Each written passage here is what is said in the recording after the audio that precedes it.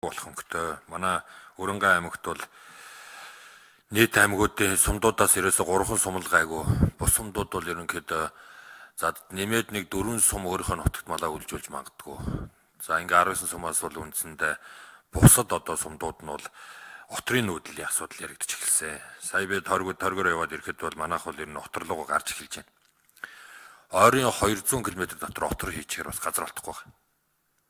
Тийм учраас сая бол бид нар энэ Булган, Арангаа гэд хэд хэдэн одоо бус нутгууд руу аймагаас явж ингэж хийсэн. Энэ отрын зохицуултан дээр нэлээд анхаарч өгөөч.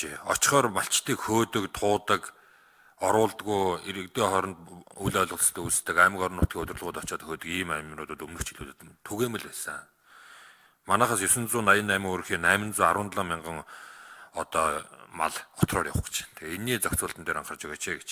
За хоёрт бол энэ мал бэлтгэлтэй холбоотой энэ яг иргэдтэй уулзаад явахаар сая энэ хавар одоо Улаанбаатар хотны махны үн өссөн гэдгээр шалтгаалаад зохион байгуулалттай одоо энэ махны үйлдвэрүүдийг зогсоосон, экспортыг хязгаарласан гэсэн ойлголт иргэдийн дунд үүсчихжээ.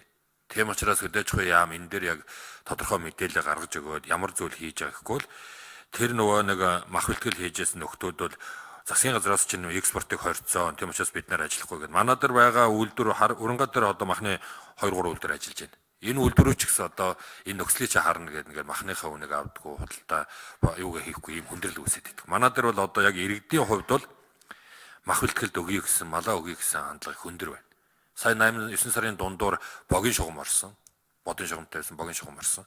Одоо ингүүл иргэд бас нэлээ энэ цаг өндөрхөөс өмнө малаа хэрэгцээнд одоо муулах ийм боломж нөхцлүүдийг гаргаж өгөөч гэж. Тийм учраас энэ дээр одоо үнэхээр экспортыг дэмжээгээ сая 2-3 дэлжлээ. Тийм байгаа бол энэ чиглэлийнхаа энэ махны үйлдвэрүүдтэй чиглэлээ өгж энэ чиглэлд ажиллаач гэж. За гуравт бол энэ үлийн цагаан хотны асуудал байна. Энэ үлийн цагаан хотны устгал хийнэ гэдээ биологийн аргаар устгаж байгаа сүүлийн 2-3 жилийн будаа цацаад байгаа. Энийг тэр үнц хөөхөөс өмнө цацаач. Нод манай аймгийнх бол бараг 4 сарын сүүлээр очсон. Айл хэдийн үндэс хөөгөөд өвсөндөө татсан тэр бол үлийн цагаан хотч тэр бодаанаас ч идээгүй. Одоо бол манай Өрөнгөө аймгийн таланд буюу наад талын тал хэрийн бүс нь бол тэр хоёроо газар хөдөлж байгаа юм шиг байна шүү дээ. Тэрний өмнөх тэгээ хоёр чанарын асуудал. Энэ жилийн нийлүүлсэн тэр будааны чанар чинь маш муу. За сүүлийн одоо энэний өмнөх 2 жилийнх бол их сайн байсан.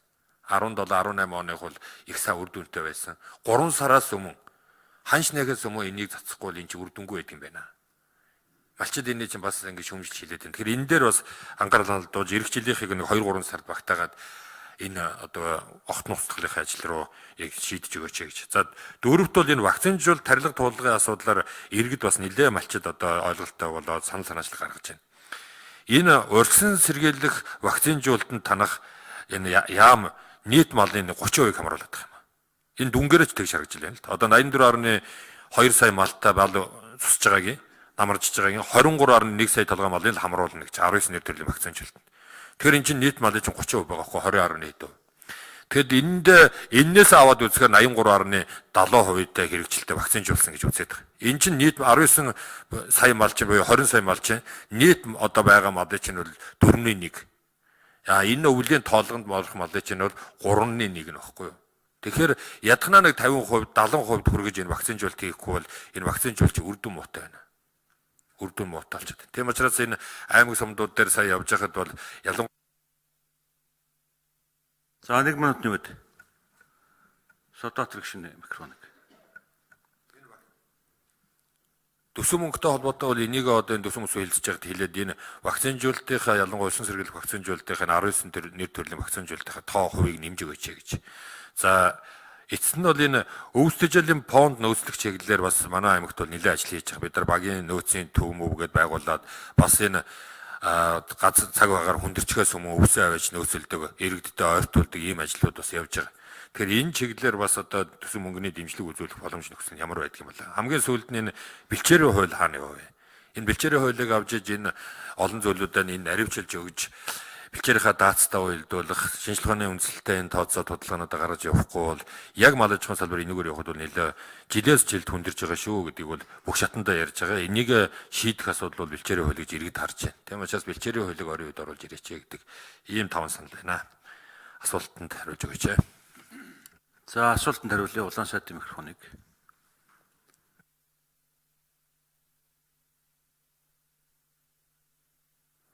За за тэр отрын зохицуултын асуудалд онцгой анхаарах шаардлага байгаа. Тэгээ одоо яам шууд зохицуулаад зохион байгуулах хэмжээ үл ерөөсөл нөгөө отрын бүс нутгийн 9 бүс нутагт л болцоотой. Тэндүүл үсрээл 600 мянган малыг л одоо үйлжүүлнэ. Цаана нь 8 сая орчим мал отроор явхаас өөр аргагүй юм байдалтай байна. Энэ хуваарийг гаргаад бид аймагуудын хооронд нь одоо уулзуулах, жуулчлах, зохицуулах ийм л ажил хийж байна. Яам бол шууд зохицуулт их болцоо байхгүй байдгийг би хэлсэн. За ийм учраас ер нь энэ аймаг хооронд за тэгээд тэр тусгай хэрэгцээний газар, хөлийн зурус газруудыг бол одоо хооронд нь уулзуулж, зохицуулж ингэж болцоогоор нь л одоо оторд болцоо гаргаж өгөх ажлыг л зохион байгуулж байна. За энэ дээр хамгийн гол нь аймаг орон нутгийн засаг дарга нар маань шууд үүрэг хүлээж байгаагийн хувьд онцгой анхаарч хөөцөлдөх хэрэгтэй байна. Тэгэхгүй бол яамал нэг одоо ингээд газар хуваарлаад өгчих юм шиг ингээд суугаад байвал цаг хугацаа алдна шүү гэдгийг бас энд бид зориуд анхааруулмаар байна. Махны үйлдвэрүүдийг одоо юу гэдгийг экспортыг хороо зогсооцсон асуудал байхгүй. Харин махны үйлдвэрүүдэд магадлан хяналт хийлгэж байгаа, дүрм журмаа мөрдөж гэнэ үгүй юу гэдгийг хянаж байгаа. Энэ явцад асар их зөрчил илэрсэн. Тийм учраас зөрчлөө арилгах одоо хугацаанд мэрэгжлийн хяналтын зүгээс, хууль хяналтын зүгээс одоо зарим үйлдвэрүүдийг бол зогсоосон ийм явдал бий.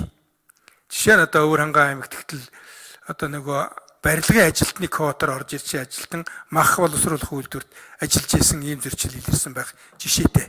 Тий. Тэгэхээр энэ зөрчлүүдийг бол бид цааш нь арилгана. За би түрүү одоо илтгэлдээс дурдаад байгаа экспортод гарах болцол шалгуурыг хангаж гэрээ байгуулсан экспортлагчдыг бид нэр бүх талаар дэмжинэ. Энэ дээр бол одоо ямар нэгэн хориг саад одоо байхгүй. Харин дулааны аргаар боловсруулсан махны экспортыг бид нэр одоогоор бол дэмжээгүй одоо байгаа. Ягаад гэвэл дулааны аргаар мах үйлдвэрлэх стандарт техникийн нөхцөл Монгол улсын хэмжээнд бэлтгэгдэж батлагдаж гараагүй. Тийм учраас ийм бүтээгдэхүүнийг экспортод гаргах болцоо байхгүй.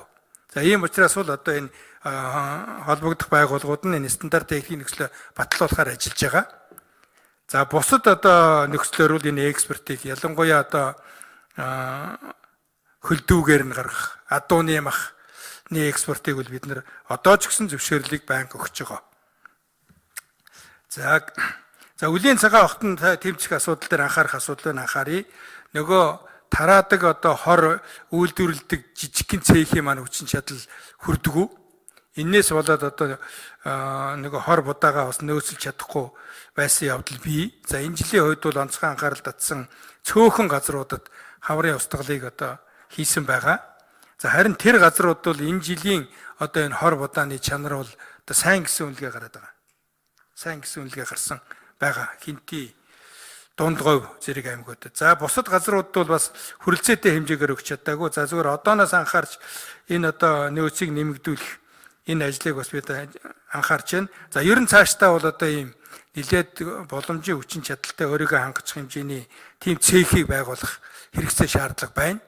Бид бас энэ чиглэлээр Куб болоод одоо Вьетнам улсуудын туршлагыг судалж бас ингэж одоо хөөцөлдөж байна. За вакцины одоо нийлүүлэлт юуны хувьд одоо мал эмнэлгийн газраас хэн байгаа вэ? За манай ажлын хэсгийнхэн тодруулаад хариулаарай. За өвс одоо тижэл нөөцлөгт бол одоо үзүүлдэг санхүүгийн дэмжлэг яамд бол байхгүй шүү дээ, тийм. Төсөө хөрөнгөнд одоо юм мөнгө төгрөг тусгагдаагүй. Тий. Аймаг орон нутаг өөрийнхөө хөрөнгөөр энийг бэлтгэх учиртай. За бид харин одоо хуваарийг гаргаж өгөх одоо уйлдууд. За олоосаад 1 минутны өдөгч. За дараа нь ажлын хэсэг тэр бэлчээрийн хууль, багцын жуулт, өвсний нөөцөд гээд тодорхой асуудлууд асуудаг ш. Тэрийн тодорхой хариулт өгч. За бэлчээрийн хуулийг бол одоо бид нэр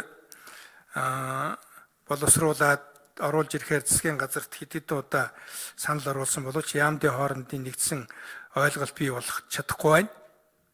За улсын их хурлын даргын одоо санаачлагаар хилцүүлэг зохион байгуулсан бэлчээрийн хуулийн төслүүд өөрөө бэлэн. За тийм учраас одоо их хурлын одоо нэр бүхий гишүүд маань энэ хуулийг өргөн барья гэсэн одоо ийм санаачлага хэлж байгаа. Энийг бол дэмжин зүй тема гэж яам үзэж байна. Тийм учраас ойрын үед гишүүдтэйгээ ярьж хагаад бид энэ хуулийг өргөн барьж одоо хилцүүлэгт оруулах ажлыг бол шуурхаал хийсэн ийм бодолтой байна. За ажлын хэсэг тэр багцын багцын жилд 30% гэдэг штэ. Наран чулуун уу? Савлын сайд уу? Мал эмнэлгийнхэн байна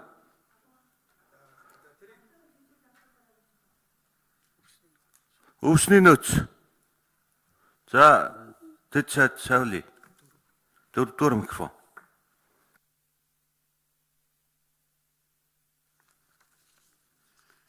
За эрхэм гишүүдийн өнөөдөр амрыг ирье. Сая сайдын илтгэл дээр гарсан үйлчлэлтийн бэлтгэл ажил хангахаар 8 аймагт одоо ажиллаад ирлээ. Бас Батмөнхтөр гаргахлуулсан хэсэг бас 5-6 аймагт ажилласан. Одоо 103 аймаг бол үлдсэн байгаа. За энэ жилийн хадлан тэжээлийн бэлтгэлийн талаар би бас давхны асуултанд хариулъя. Энэ жилийн хадлагын ажилд 6655 одоо дугуйт, 3779 трактор хадуур, 3837 трактор тармуур, 465 хам богч, 613 морин хадуур, 1007 морин тармуур бол ажиллаж байгаа. Техник хэрэгслийн хувьд бол хангалттай байгаа. Малчтын түвшин 1.3 сая тонн хадлан 2000 тонн тэжээл бэлтгэхээс одоогийн байдлаар 915.3 мянган тонн өвс.